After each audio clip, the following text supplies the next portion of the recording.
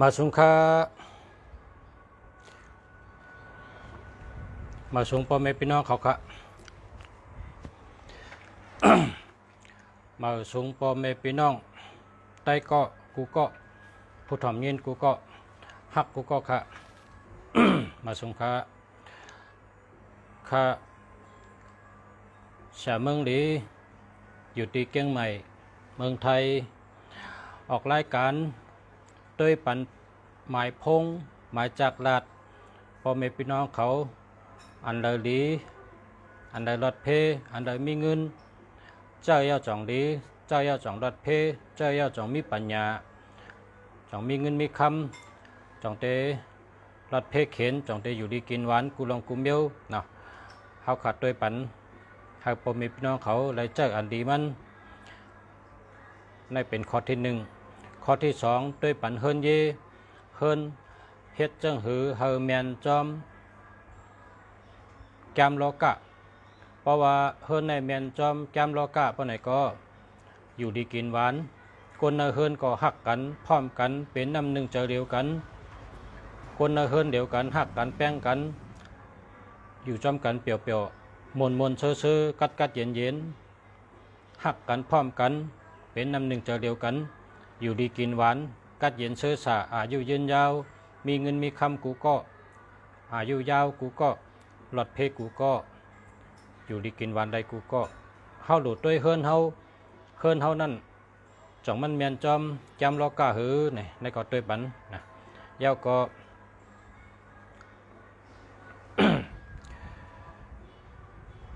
เมื่อในแต่มี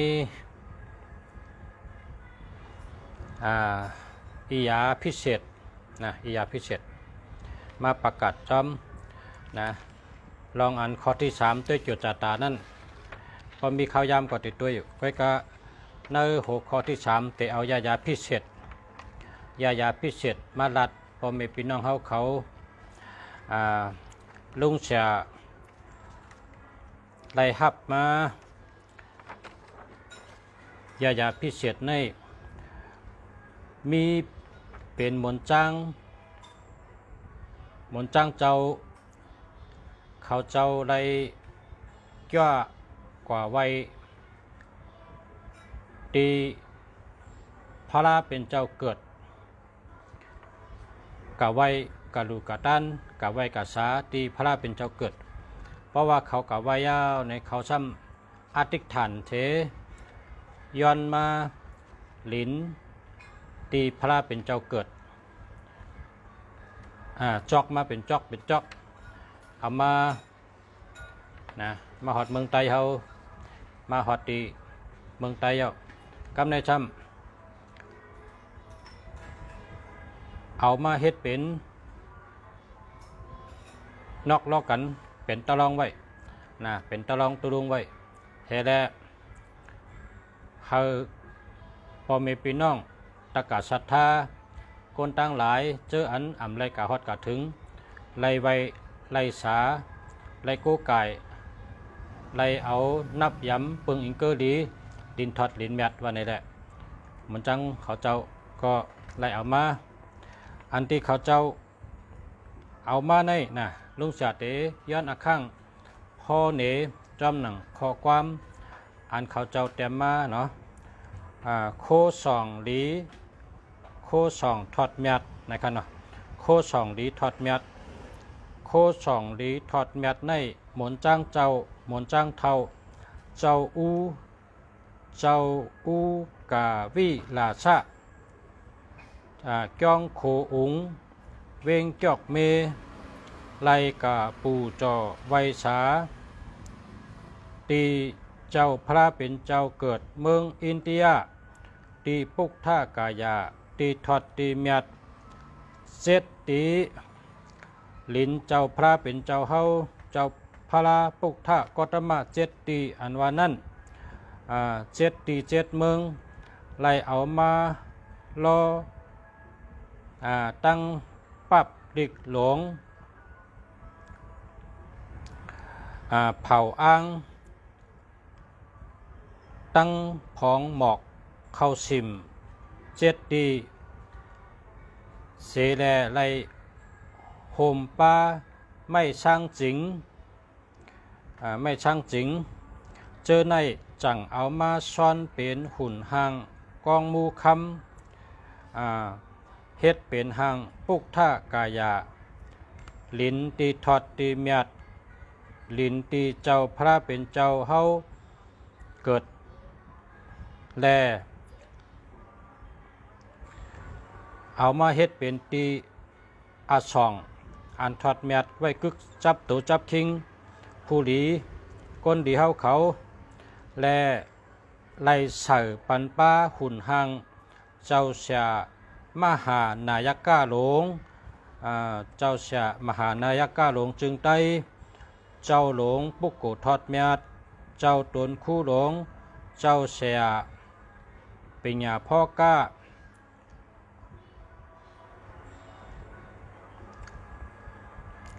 เกียงยุมปองเมืองสู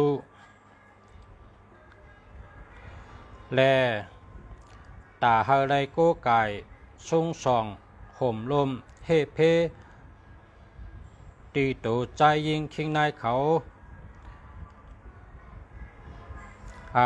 ตีตูใจยิงคิงนายเฮาเขากูก็เจออันอยู่เสนับย้ำนับถือปึงอิงเกอหลี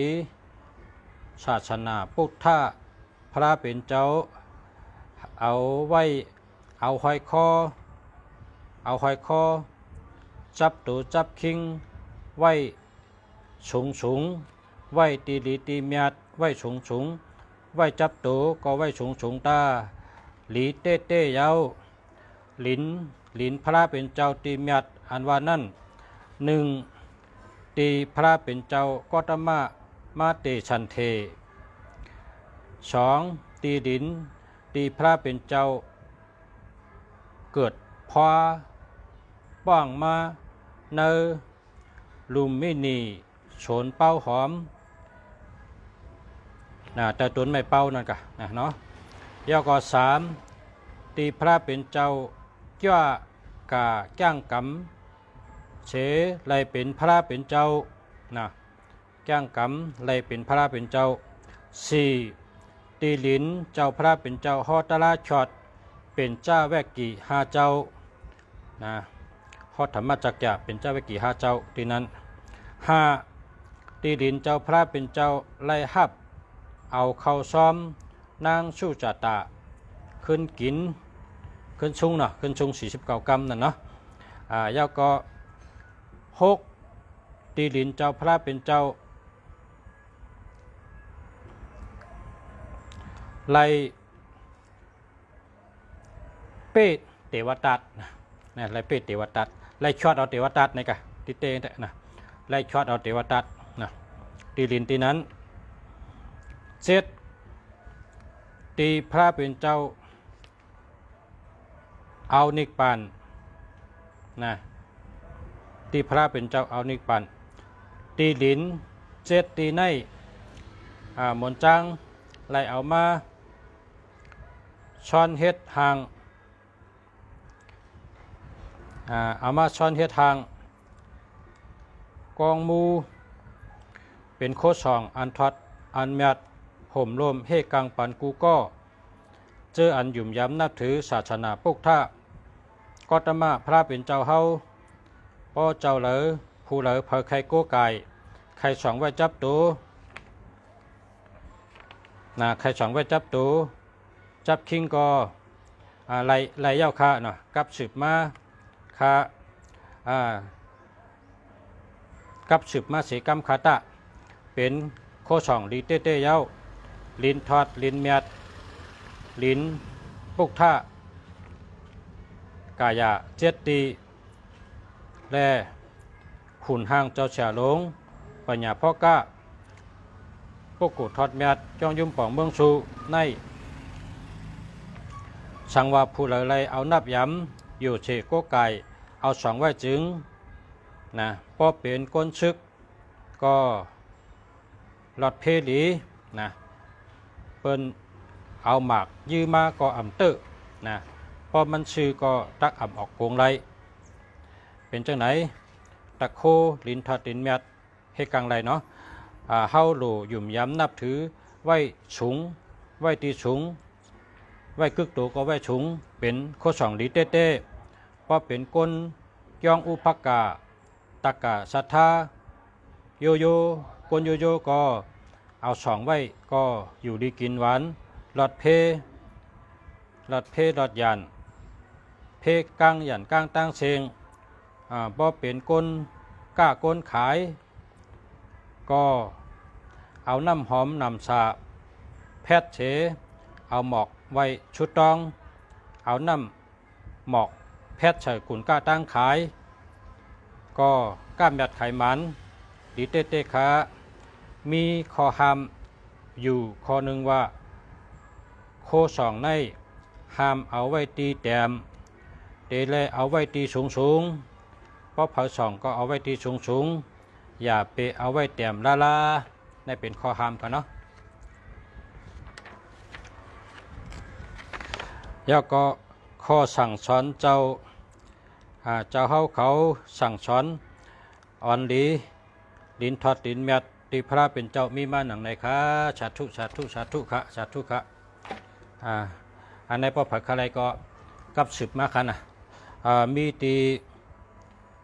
ภาษาเมืองดี1 ปากอันนะ1 ปากอัน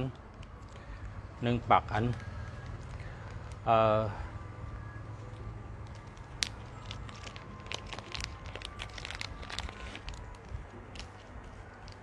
ี่ยใส่ในถุงจะไหนมาแล้วก็ยาด้วยอันเนาะยาด้วยอันนี่ค่ะเขาเตะใส่สาย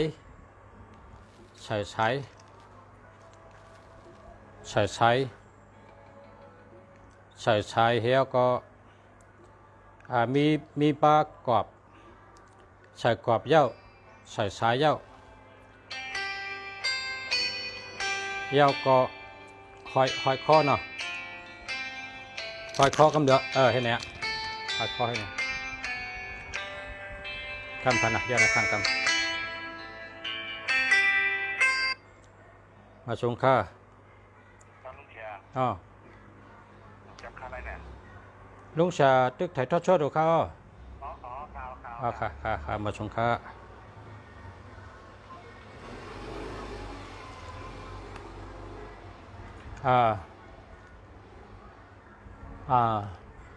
อันกาฮือค่าเนาะอันกาฮือค่า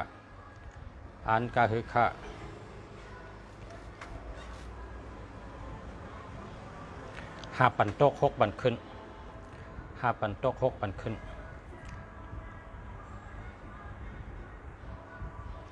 360นะ360 3 ตั้ง 6ในตัวนับลีเนาะ3 ตั้ง 6ในตัวนับลี360 บาท1 อันเลยนะ360 บาทส่งปัน360 บาท5 ปันโต๊ะ6 ปันขึ้น3 ตั้ง 6ป้องกันเป็นตัวเก้าเนาะ360 บาทอันในทำมนจ้างเจ้าอันนี้เต็มไปได้ญาติด้วยญาติด้วยกันมนจ้างป้าเหลียวกันมนจ้างเท่าเกี่ยวเมนะก็ไม่ฮอดด้วยกันอาจูงว่าไปได้ควักด้วยไปได้ฮอดด้วย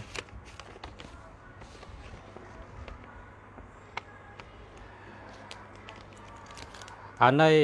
หมักขอนป้องหมักขอนหมักหานแสนยาหมักหานโหผีลูเนี่ยหมักขอนป้องหมักขอนป้องในก็มีพองอ้าง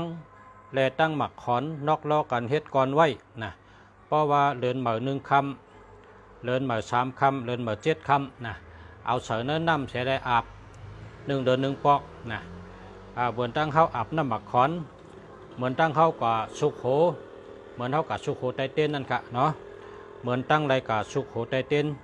อันที่เป็นจูสุโขนั่นนะเนาะอันนี้ก็ป้อเลินเหมือน1 คำเลินเหมือน3 คำเลินเหมือน7 คำนี่อย่าไปลืมละเอาเสือน้ำเสียอาบนะอันนี้ก็มีมาจอมกันค่ะ เพราะว่าเคยไรหมักขอนป้องหมักขอนพิลูเนี่ยหมักขอนพิลูก็มีค่ะเนาะหมักขอนพิลูมีสองเจ้าเฉลงอูวิเจยะนั่นก็ไว้กันในค่ะเจ้าเฉลงนั่นก็มีหมักขอนป้องแล้วก็อันนี้จะเหมือนจ้างเจ้าเหมือนจ้างเทาอูกาวิลาชะจ้องโของเวงจอกเมนะครับอันนี้จำแทงเจ้านะอะไรว่ามีสองเจ้าหมักขอนป้องได้นะกำนู้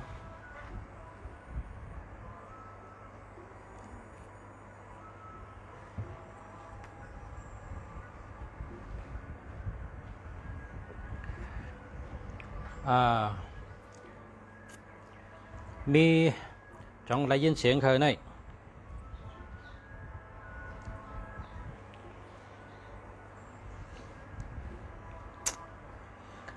เฮ็ดช่างได้นุ่งเสื้อสีเหลือง ก็วันอาทิตย์ค่ะวันอาทิตย์เสื้อสีเหลืองค่ะ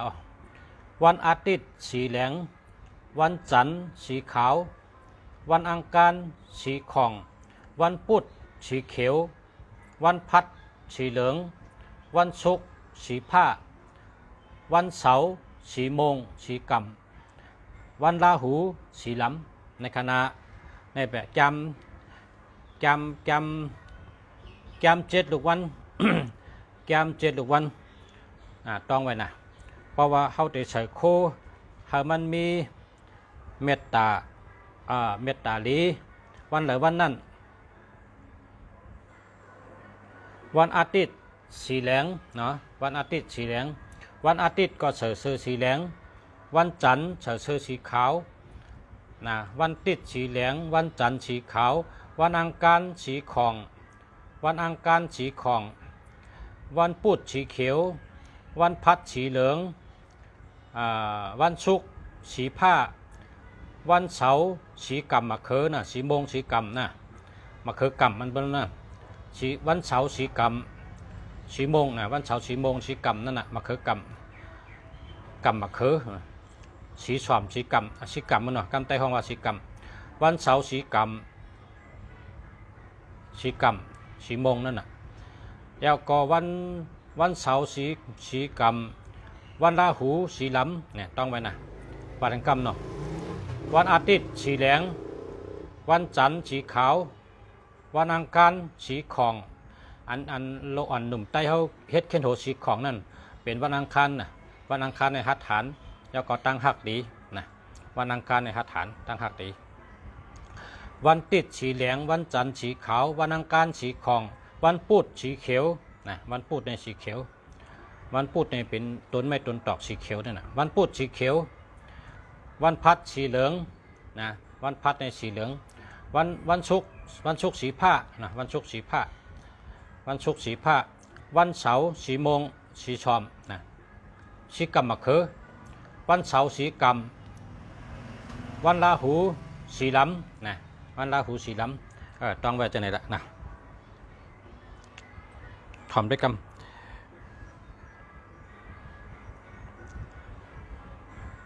ได้หักมาวันอังคารในหัตถานแล้วก็ตั้งหักดีนะ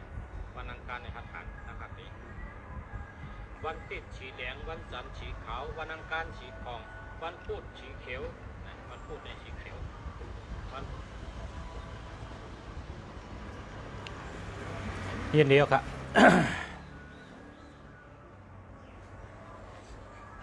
ช่องตันได้ด้วยครับเมื่อไกมีพี่น้องถามหังก็ตันได้ด้วยเพราะว่าอ่านปันเจ้าเสียอ่านปันโคเหมือนจังนะ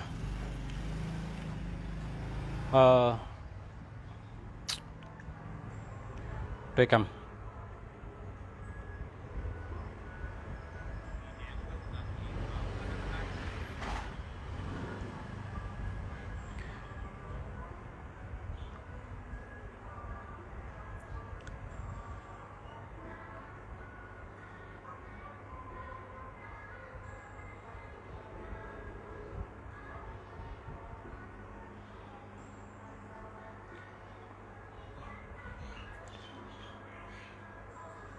อยู่ที่ราคาเนี่ย อยู่เชียงใหม่ค่ะอยู่เชียงใหม่อยู่เมืองไทย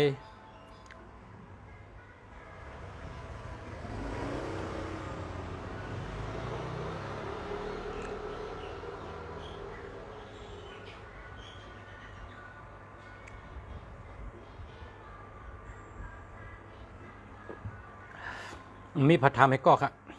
นะมาให้ก็ด้วยเอาครับ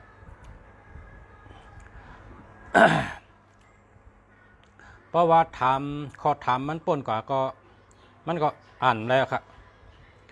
นางนนแสงเนี่ยนางนนแสงกดแชร์ก่อนลูกเพราะเผาเตถามอัมบาเตถามหมายพงอัมบาเตถามเกี่ยวกิ้งอัมบาเตถามสังข้อที่หนึ่งย้อนเฮเมตตากรุณาตั้งหักตั้งเอ็ดดูย้อนตั้งสองเมลย้อนสู่เจ้าปันเมตตาปันกรุณากดแชร์ปันเชียวจังก้อยถามค่ะในเป็นปักเปิงค่ะอ๋อเป็นจีกันค่ะอ๋อนะแชร์ยาวค่ะ062-964-3369อันนี้ดีค่ะอ๋อดีค่ะ062-964-3369อันนี้ดีค่ะนางนนแสงแชร์ยาวค่ะยินจมค่ะแชร์ยาวค่ะยินจมค่ะแชร์ยาวค่ะยินจมค่ะแชร์ปันฮะแชร์ปันน้ำลองเฮาแชร์ปันกันในมันเป็นการจอยแถมกันพอเฮาคาเฮ็ดก่อกันเฮาคาเตะไรตั้งขึ้นใหญ่มาสูงเตะไรลองขึ้นใหญ่มาสูงก้นมีก็เหมือนล่อมีหมากนะก้นมีแต่ก็เหมือนล่อมีหมากก้นมีก็เหมือนไก่มีขนนะก้นมีก็เหมือนไก่มีขนต้องไว้ได้ก้นมีแต่ก็เหมือนไก่มีขน ไก่มีขนเหมือนก้นมีก็นั่นนะก้นมีก็เหมือนล่อมีหมากพอเฮาแลนก็เร็วนะพอเฮาแลนก็เร็วแลนกว่าเป็นทางก็มีเผยจอยพอเฮาแลนจอมกันน้ำนาการก็อ่องเป็นหางมากก็เฮาจอยกันไล่เปิ้นน้ำเปิ้นดีเฮาน้ำเฮาหลีน้ำเป้ไผ่น้ำไผ่เป้น้ำกามเปิ้นว่าจังนั้น แชร์ยาวค่ะนะแชร์ยาวค่ะ096นะ625-26571เพราะว่าใครหาไรเงินนำหรือในก็หาทางเบอร์จะจอมกัน2เบอร์นะเบอร์ในก็แค่หมดเจอเร็วค่ะเบอร์ในก็แค่หมดเจอเร็วนะก็ให้มีเงินนำหรือในก็หาทางเบอร์กันเนาะเจอ2เบอร์จอมกันไรครับเพราะว่าพงหนึ่งลูกในใส่ได้พงหนึ่งลูกในใส่ได้สองซิมค่ะซิมใส่ได้2อันเพราะว่าเขาเจอซิม2อันในอันหนึ่งตั้งหักหลีอันหนึ่งปิ่งยาหลีในก็ได้อันหนึ่งรอดเพอันหนึ่งมีเงินในก็ได้นะเขาเจอ2อันจอมกันเจอ2อันค่ะชื่อทางอันค่ะเจอนำก็ได้ลุงเสียเจอเป็น6เครื่องค่ะ6เครื่อง1เครื่อง2ซิมนะ1เครื่อง2ซิมมันมี6อันนะใจนำค่ะนะใจนำมันเตะเลยมาจอยเฮาค่ะถัดตัวนับเปิดห้องว่าพลังตัวนับพลังตัวนับแห้งตัวนับนะแห้งถัดตัวนับเตะเลยมาจอยเฮานะเฮาเอาก้นมือกุปอกในเปิ้นตื้อแสงลีแสงปัตตะเมียวะแสงนีลาวะแสงมัดมีวะจังได๋เปิ้นก็ชื่อเอาถัดนั้นมัดช่องคนใจในเปิ้นชื่อแสงมัดมี1ลูกเป็นแสนก็มีนะแสงปัตตะเมียวะแสงนีลาวะแสงมัดมีวะแสงเกี้ยวต่างจิกวะจังได๋ก้นกุปอกเปิ้นก็มีโคช่องเปิ้นแต่ว่าก้นตัวเดียวในเปิ้นมีหมายพงนั่นน่ะเป็นโคช่องหมายพงดีนะหมายพงการเงินดีหมายพงตั้งหักดีหมายพงปิ่งหยาลีหมายพงรอดเพเนี่ยเขาก็หลุดชื่อไว้จับตัวเขากูมิวเสื่องหือหมายพงรอดเพเนี่ยเนาะหมายพงรอดเพเนี่ยเจ้าหือข่าลุงเสียนะเพราะสูเจ้าถามจังไหนต้องไว้นะหมายพงรอดเพอันว่านั่น 899นะ899อันนี้หลอดเพติดๆเนี่ยหลอดเพ998อันนี้ก็หลอดเพนะหลอดเพซ้ำแทง989 989อันนี้ก็หลอดเพดีนะในกะหมายพงหลอดเพก้นเท่าไหร่หรือหลอดเพนะเพราะหลอดเพนี่เฮ็ดสังกองไหลแทง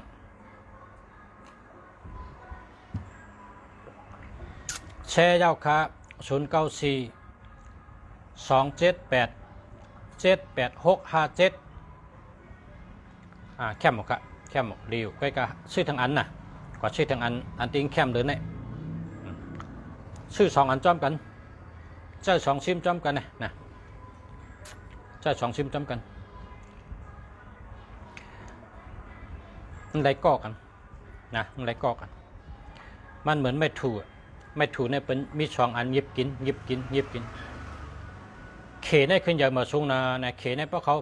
เขากินเขาเนี่ยเขาเอาไม่ถูเขายิบให้ในชายให้กินยิบชายให้กิน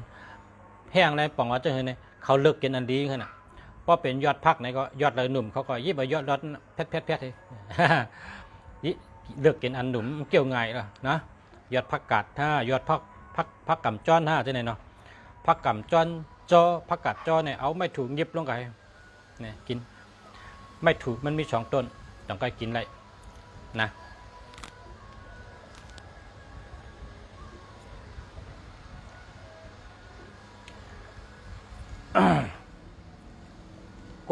ก้นมือกูปอกว่ะก้นเปิ้นหลักว่าก้นกูปอกในเพราะเขาสอนลูกสอนล่างเนี่ย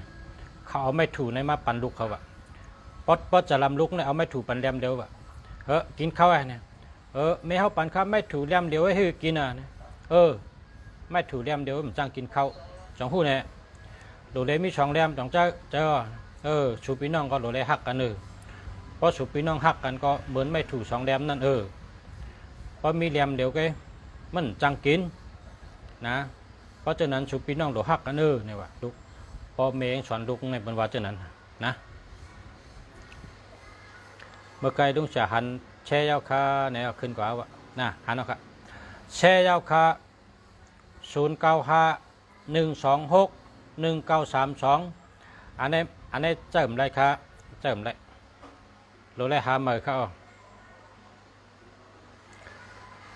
แช่ยาวคา095 126 1932อันนี้หาเมย์ครับได้เจิมได้ครับ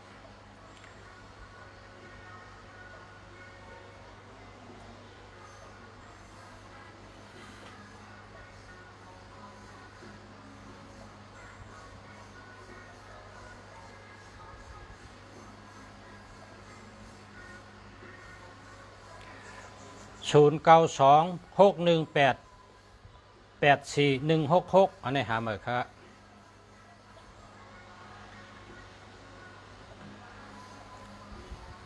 อันนี้ตัวยาวแช่ยาวคาลุงจะยึดจมครับขอบใจค่ะนะขอบใจค่ะ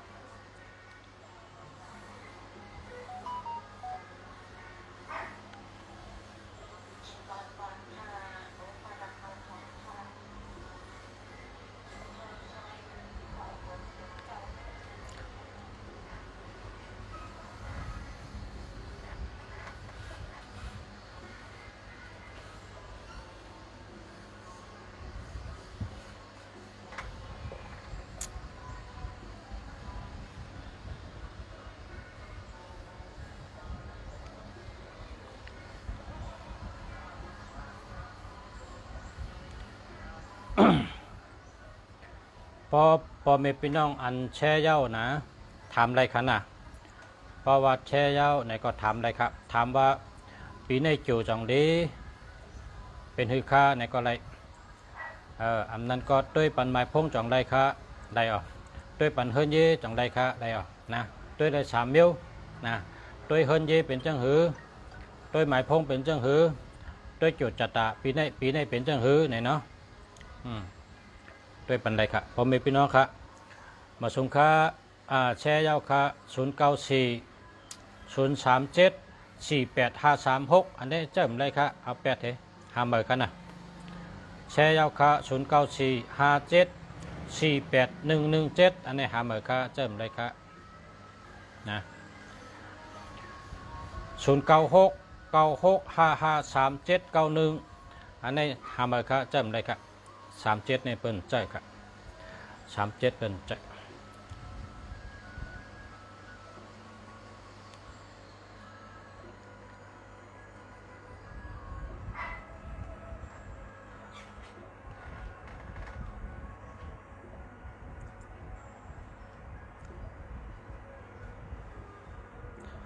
ขอบใจค่ะขอบใจค่ะที่แชร์ปันนะ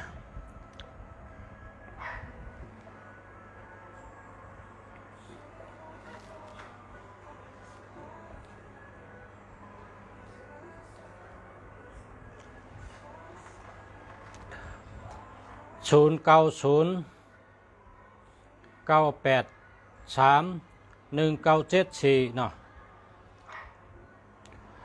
หาเหมือค่ะหาเหมือค่ะแชร์ยาวค่ะขอบคุณขอบใจค่ะ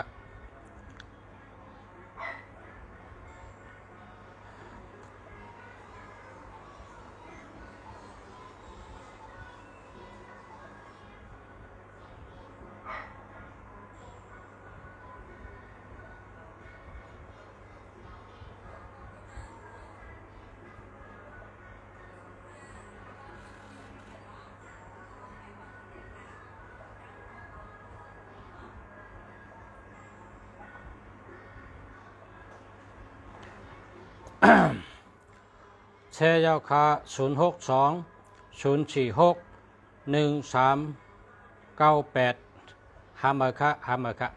นะหาเหมือ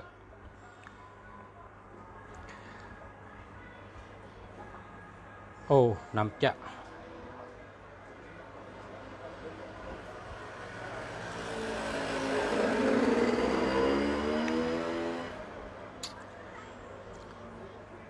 ค่ะ0823710016อันนี้หาเหมือค่ะนะหาเหมือค่ะ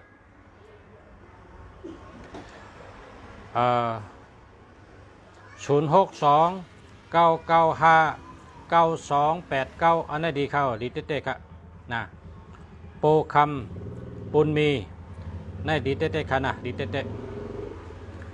094037483536อันนี้หาเหมือค่ะนะหาเหมือค่ะ096713800602หาเหมือค่ะ0979198685อันนี้ดีเข้าดีเข้า0944865236อันนี้ดีเข้า0979198685อันนี้ดีเข้า0873297495อันนี้หาเหมือค่ะเนาะ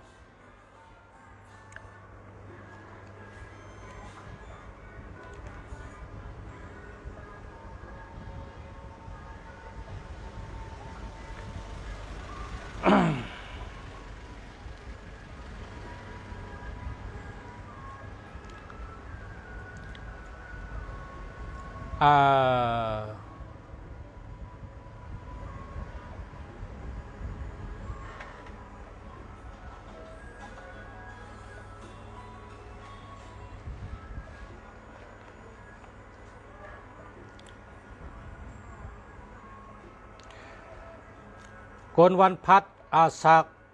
47นะกนวันพัดอาสัก47 1 2 3 4 5 6 7กนวันพัดอาสัก47ลีเต้ๆค่ะลีเต้ๆเมเทาอยู่เกียกเมเกิดวันพุธอาสัก60เนี่ยเนาะเมเทาอยู่เกียกเมอาสัก60เกิดวันพุธนะโลไลหลูพระราเจิงหือในวะโลไลหลูพระราเจิงหือวันนั้นเอาเพดัดเมเฮทรายเฮมาอุเทวสร้างเปิ้นเฮ็ดพระรา1สู่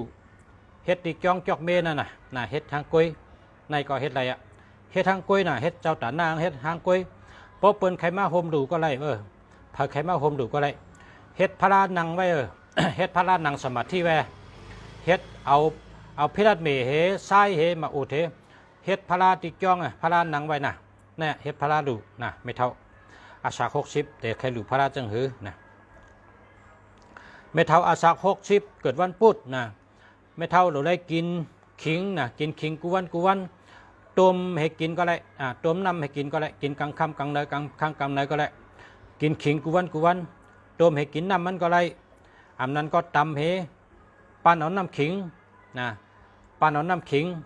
พักมีหออีกนึงขิงอีกนึงน้ำหมักผ้าอีกนึงนะอันนี้ก็กินได้นะไม่เท่านะใครอยู่ดีกินวานนะไม่เท่าเกียกเมอาสา60เกิดวันปตหูเนาะอันนี้เดี๋ยวถามมาว่าเดี๋ยวรู้พระราจังหือเนี่ยนะพระราก็เจ้าลักษณะเขาเอาเพรัดเมเหมาอุดเหซ้ายเหกว่าเฮ็ดดีวังจองนะเฮ็ดดีวังจองเฮ็ดพระรานังไว้เฮ็ดสุยเยอะๆนะในห้องเฮ็ดพระราดูนะยาวก็ตั้งกินนะไม่เท่ากินขิงกูวันนะขิงนี่เกี่ยวกินก็กับข้าวก็ได้นะตำกินก็ได้จีกินก็ได้ตำน้ำพริกขิงกินก็ได้เกี่ยวกินก็ได้อันนั้นก็ต้มขิงเดือดให้ก็กินกลางค่ำกลางเนยก็ได้นะไม่เท่านะกลางเนยก๊อกผ่านหนึ่งกลางค่ำก๊อกผ่านหนึ่งนะกินกลางเนยกลางค่ำขิงในเป็นอีหยาขิงเหพักมีหอเหตำล้อกันแล้วก็เอาแผ่นมัดทองปั่นเอาน้ำมันทำขึ้นมาบีบหมักผ้าใส่กินนะนี่ก็ไรนะพอเป็นเมืองไทยในเปิดมีสอตาน้ำนะสอตาน้ำเปิดเอาน้ำสอตาใส่ให้กินดีแก่ค่ะนะเพราะว่าพออยู่เมืองไทยได้สอตาน้ำในมันมีขิงเหพักมีหอเหตำล้อกันอ่อนๆบ่ตำอ่อนเนาะเอาแผ่นมาแผ่นขาวเนี่ยมาจอกให้เอาก็ปั่นเอาน้ำนะพอไหลน้ำขิงตั้งน้ำพักมีหอเนี่ยเอามาใส่น้ำหมักผ้านะวีบหมักผ้าใส่ให้2-3 ลูกนึงนะใส่น้ำผึ้งให้2 จ้องนะน้ำผึ้งใส่2 จ้องแล้วก็เอาน้ำสอดตาในถอกใส่คนให้กินเอาเราพอกินวันก๊อกได้ไม่เท่าอยู่ดีกินหวานอาชักยืนยาวอยู่ปากเศร้ามียอกลางแทงมานะชัดทุกขะดูอียาไม่เท่านะจนมาหน้าไม่เท่านะไม่เท่ากนวันพุธอาชัก60อยู่จอกเมนั่นนะ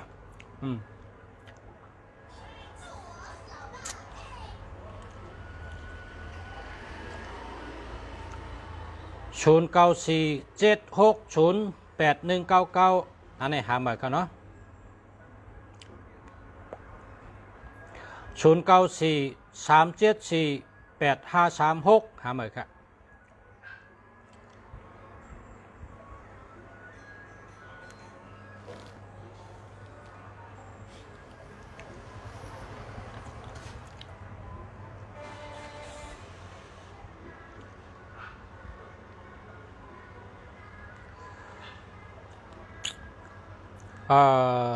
แช่ยาวค่ะอยู่ที่เมืองมาเลเซียข้ามาชมค่ะ01822671180หามาค่ะเพราะว่าชูเจ้าอยู่ที่มาเลเซียนี่เต็มไปนะพอมี6กูเนี่ยอย่าไปเอานะ6กูอย่าไปเอาละนะ6กู12นะ121318นะอย่าไปเอาพอป้าจะไหนนะ121318อย่าไปเอา121318นะมีเพนำนะ273767นะ273767 273767อย่าไปเอาละนะพอมีพี่น้องเขาแต่ก็เขาอยู่ที่เมืองใดก็ดีนะปองปลาใน6กูเนี่ยอย่าไปเอาละครับพอมีพี่น้องเขาผู้ทำเงี้ยเขาเตรียมไว้ใส่เนื้อทองหางผ่าหางมันเตรียมใส่เนื้อจีเนื้อทองเนื้อถงด้วยปันดุปันล้าน ด้วยปันใต้ก็ใต้เชด้วยปันปอปันเมด้วยปันปีน้องเจอคือด้วยปันก้นจำเจอด้วยปันใต้ก็ใต้เชด้วยปันก้นหูจักว่าปบมีจังไหนเนี่ยอย่าไปเจอว่าลุงชาเมืองดีอยู่เกียงใหม่ลาดมาปบป้าจังไหนอย่าไปเจอว่าเพนำหนาเนี่ยเพนำหนาเพเข็นนำเพเข็นมันนำหนาพอมีเพเข็นมีอันตรายเนี่ยอย่าไปเจอละนะคนไทยเป็นว่าอันตรายนะคนไทยว่าอันตรายอันตรายอันตรายเนี่ยบอกว่ามีเพนะอันตรายอันตรายเนี่ยบอกว่ามีเพนะก้ามมันว่าเนี่ยก้ามมันว่าอันตรายเมียดีเนี่ยเปยานตูอันตรายเมียดีเนี่ยอันตรายเมียดีเนี่ยก็เขาปองอ่ะอันตรายชีดีเนี่ยก็เขาปองมันนะอันตรายก็อันตรายอันเดียวกัน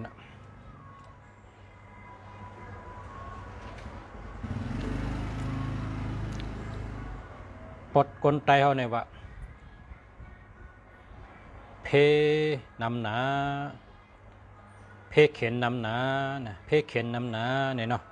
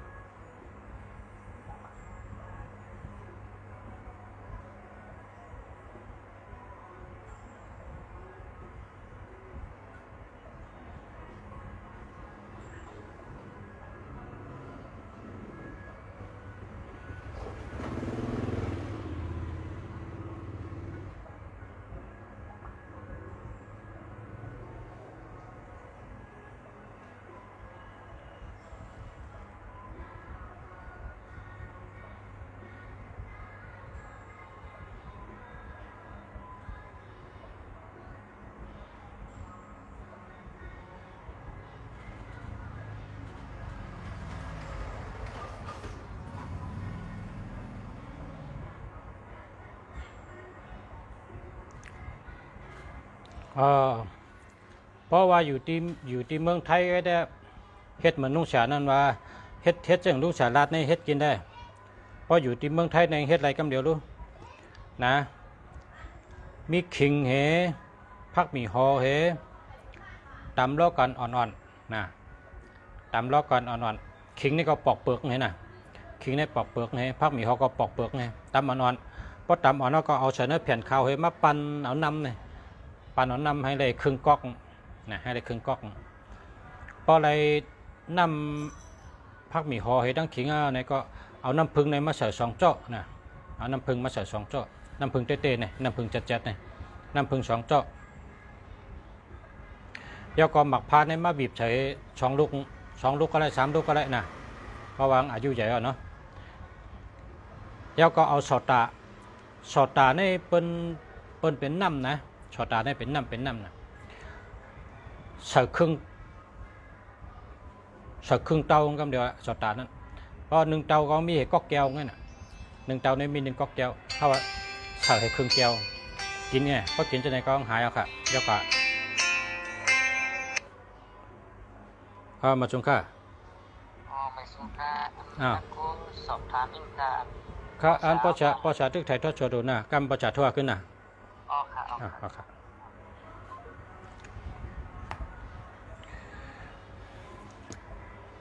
เฮ็ดนั่นค่ะเฮ็ดนั่นกินเหมือนคารัดจูเจ้านั่นน่ะเพราะอยู่เมืองไทยได้เฮ็ดกินง่ายอยู่ค่ะมันหาง่ายนะเมืองไทยเนี่ยมีกุมเมียวตั้งหลูเนี่ยข้าวหลูสังก็มีกุมเมียวนะเข้ากับเนื้อกัดก็อะไรกุมเมียวดูขิงก็ขายพักหมี่ฮอก็ขายหมักผ้าก็ขายน้ำผึ้งก็ขายสอดตาก็ขายนะมิเจกุมเมียวข้ามตึกไทยทอดสดอยู่แทงจมองแทงครึ่งจมอง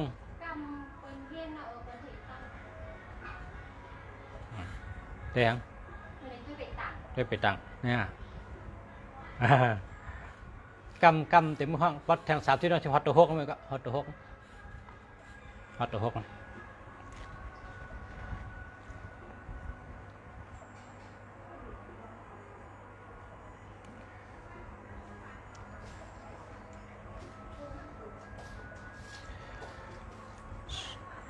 0968742753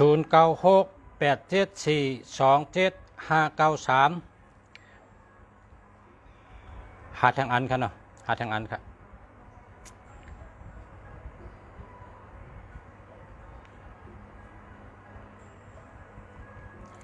0948299856อันไหนดีครับดีเต๊ะๆครับ0618051159หามาครับเนาะ0616893237หามาครับ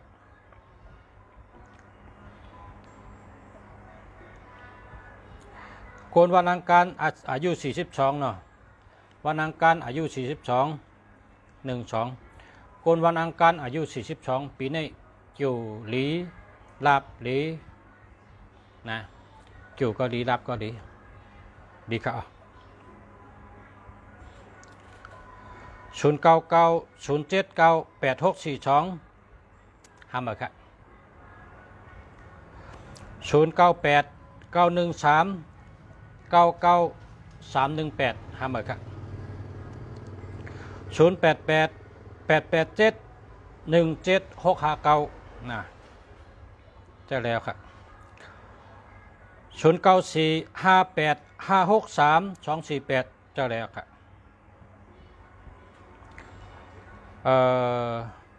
0946246699แคมป์เนาะแคมป์ในก่อนเนี่ยนะแคมป์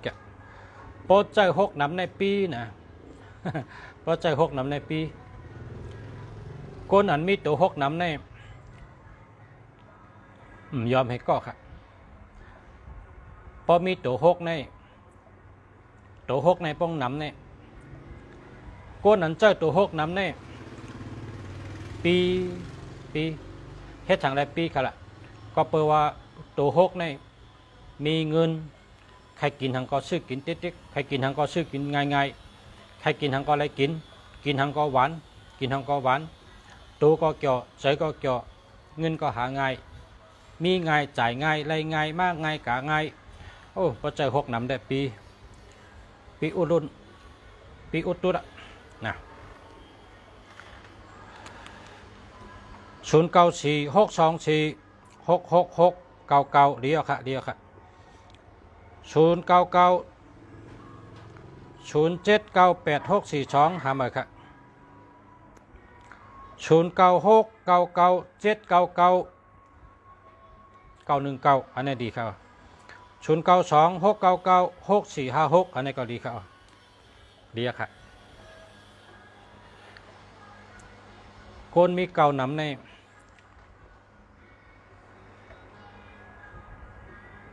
ลามแมนเมื่อพุกในก็เราตีมาหาในมันหัวตังเมื่อพุกในมันตีหบเผาในมันหัวตังมันมีการหับหู้นะการหับหู้ลองอันหับหู้ในมันหัวตังกุมเยอะว่าติ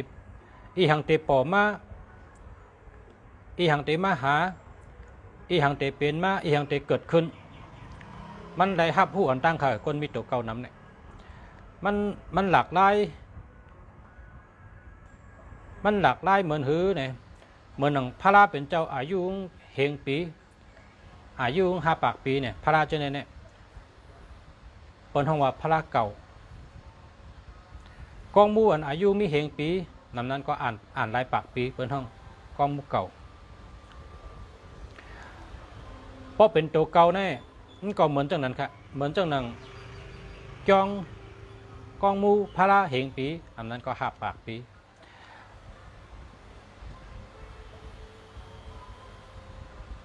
มันเป็นของเมื่อมื่นชื่นก่อนแล้วก็เป็นของลึกลับเพราะเป็นพระเก่าเพราะเป็นกองมูเก่าเพราะเป็นจ้องเก่าเนี่ย1 เก่า1แคนมันมีหิกมีอหิงนะมีอหิง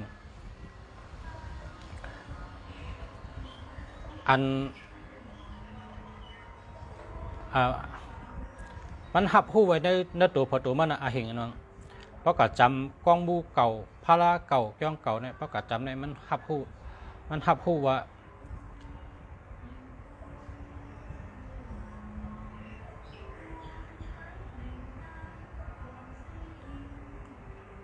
มีแหงถัดพงตันโคเหเมียวเมียวฮืออำนั้นเหเปิงฮือในหับหู้ขังเผิงมันนะจังนั้นนะตัวเก่าเนี่ยดีอ้ำนะอันเปิ้นอ่ำวนได้เขาวนได้อันเปิ้นอ่ำหู้เขาหู้ได้อันลึกลับอันเปิ้นหู้อ่ำได้เขาหู้ได้อันเปิ้นวนอ่ำได้เขาวนได้เก่าเนี่ยย่อก็เพราะเขาวนได้เอาในเขามาลัดในเปิ้นนี่เปิ้นอ้ำอะโลวนได้จังเหือนั่นเนี่ยเป็นจังนั้นเปิ้นอ้ำเขามันเป็นรองดี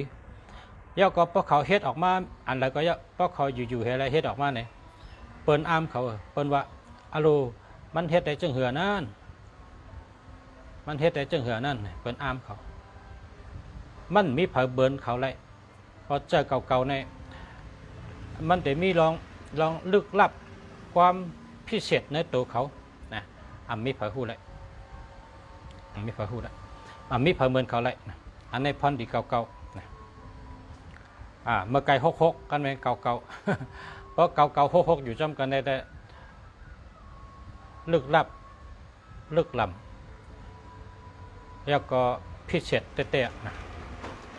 แค่มาเรียแค่มค่ะดีค่ะ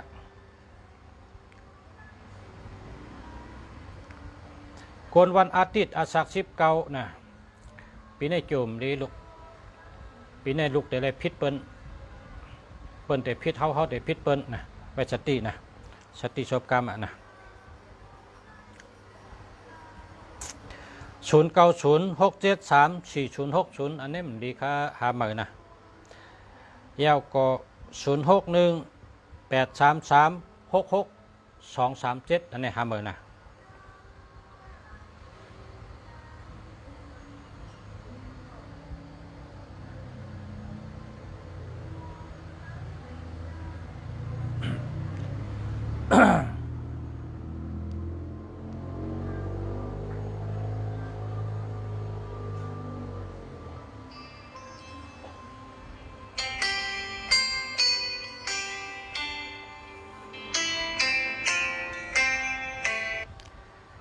ข้ามาชงค่ะมาสงค่าภาษาค่ะ อ๋อ อันหลังแก้มตาครับพอค่ะก็ด้วยสันอีกหนึ่งครับพอก ำนะกำบริษัทโทรขึ้นตัวเร็วในไทยทอดสดแต่ยาวอ่ะแต่ไทยกำโทรบ่ยาวแต่โทรขึ้นนะเอาครับ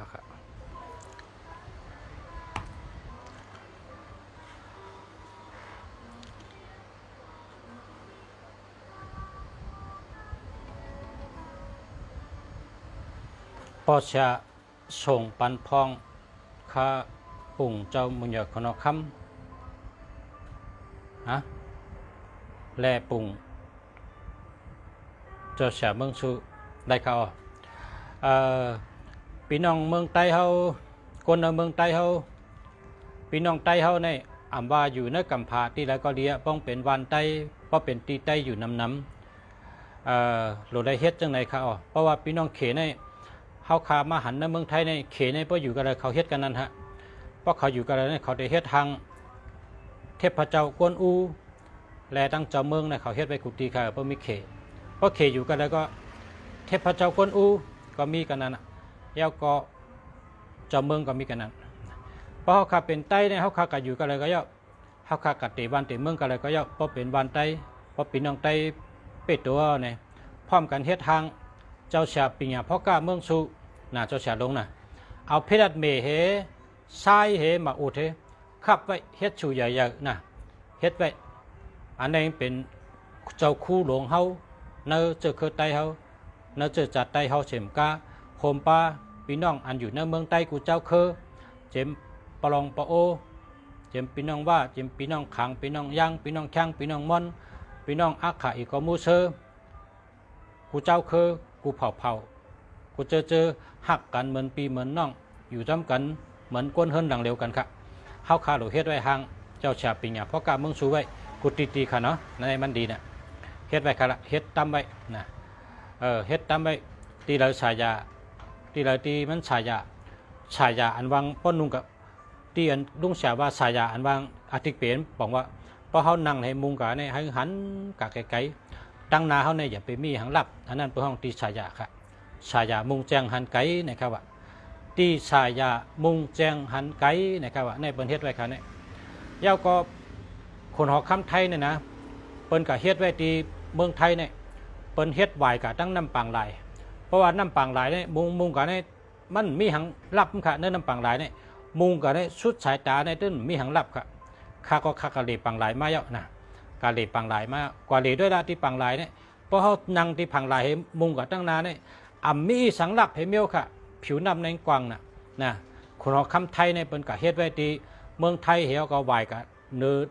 ตั้งปังลายค่ะนะมันมุงหัน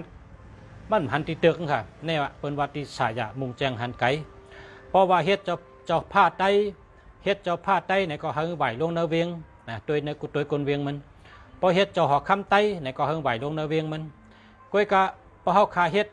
ตาบ้านตาเมืองบ่ไหนเด้เฮาคาหลอยเฮ็ดเนื้อกุ้งมุงแจงหันไก่ค่ะห่างเจ้าผ้าไตห่างเจ้าหอคำไตห่างหมนเจ้าไตนะพอเฮาเฮ็ดไว้จังนั้นไหนลูกหลานเตขึ้นใหญ่มาสูงเจอคือเตขึ้นใหญ่มาสูงนะลูกหลานเตลักแหลมเจอคือเตลักแหลมค่ะอันนี้มันมาในแก้มเขค่ะอันคารัดเนี่ยนะมันมาในแก้มเขเพราะว่าฉลาค่ะเป็นเขข้าก็หู้เขข้าก็หู้ลองเขนะไล่ช้อนดิเข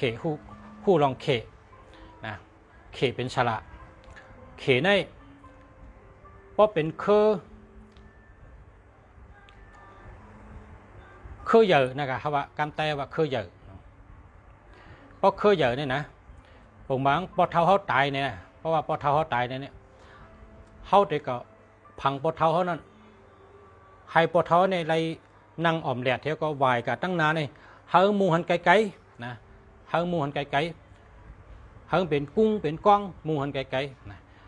มันปองว่าหือเนี่ยมันปองว่าพอกังเนิงเดี๋ยวลูกมากินน้ำเนียงอ่อมแดดเท่าก็ตัววันตัวเมืองตัววันตัวเมืองหนึ่งหันไก่หนึ่งแค่นปั่นพอนดีลูกหลานมันลูกลางมันเจอคือมันไล่หมากมีไล่ขึ้นใหญ่เหมือสูงไล่ลักแหลมในข้าวอาทิตย์เป๋งไล่ลักแหลมไล่ขึ้นใหญ่เหมือสูงเขนี่เป็นคือขนาดก็เขว่าแต่ไตเขาก็มีน่ะคือไตเขาในเป็นว่าคือเฮินในเป็นคือเฮินเนี่ยนะคือคำในเป็นคือหนึ่งคือเสือในเป็นคือหนึ่งมีทางตั้งนำกะที่คำหูนะเพราะใครหูก็กระทำก้นหูนะคือนะครับคำหูหูน้ำนะหูน้ำก็การอันเป็นคือเฮินคือคำคือเสือเลยเนื้อดิกอันปั๊บเป็นค้าขายในเขาเตรียมไว้จนนะครับนี่เนื้อดิกปั๊บเป็นค้าขายในว่าไตในมีคือเฮินเนี่ยคือคำคือเฮินคือคำกันดอกอะคือเฮินเนี่ยคือคำคือเฮินทางคือคำเป็นคือคำคือเฮินคือเสือเนาะ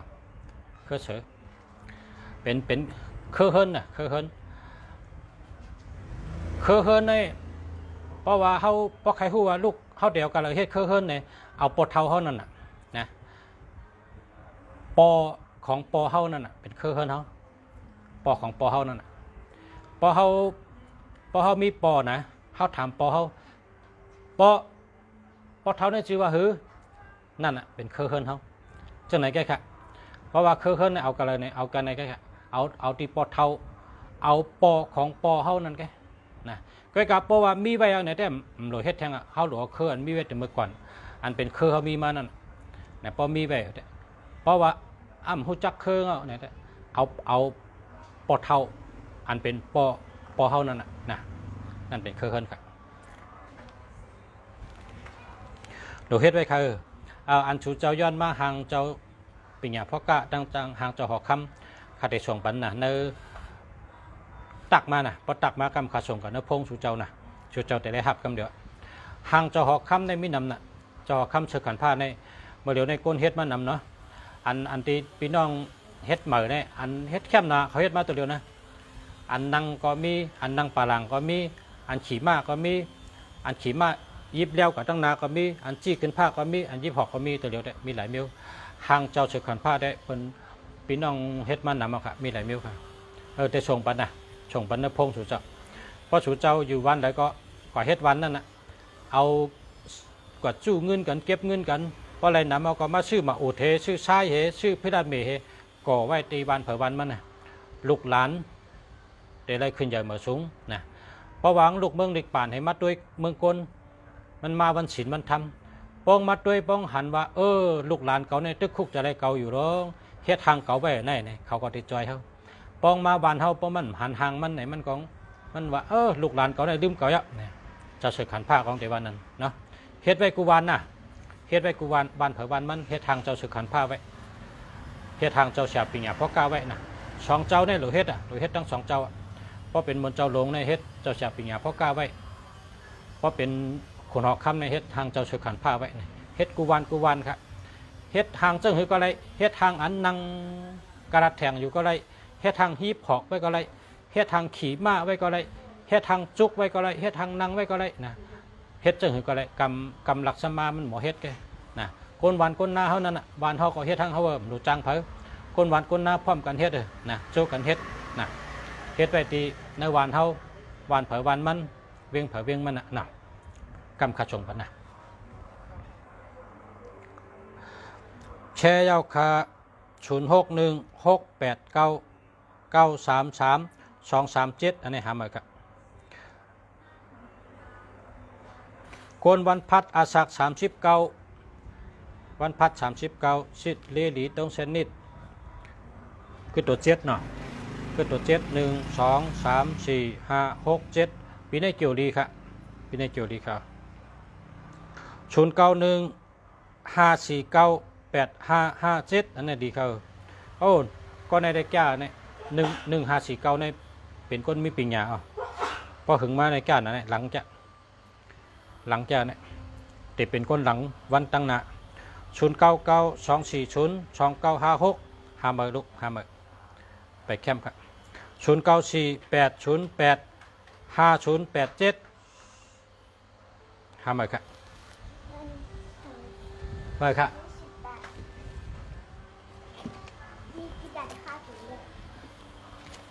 คิดกินทั้งไง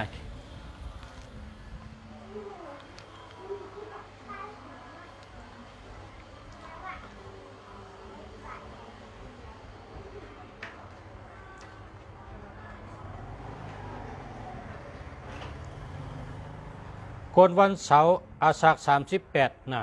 กนวันเสาร์อาศัก38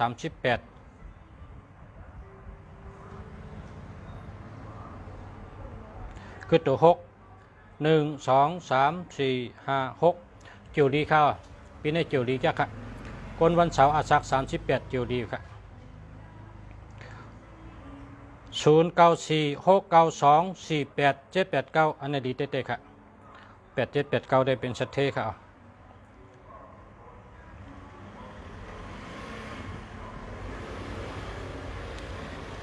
คนวันพุธอาศัก25ดีข้าวปีนี้ดีจ้ะครับคือตัว1ดีจ้ะคนวันเสาร์อาศัก39คือตัว7 1 2 3 4 5 6 7คนวันเสาร์อาศัก39ปีนี้พิษกันทั้งปีค่ะได้สติชบกรรมคนวันจันทร์อายุ25ปีนี้เกี่ยวจัตตาลีปีนี้ได้ถูกหวยได้ไรลดมากล้ามาได้ไรเงินมาค้ำมาตั้งหักหลีเงินดีค่ะ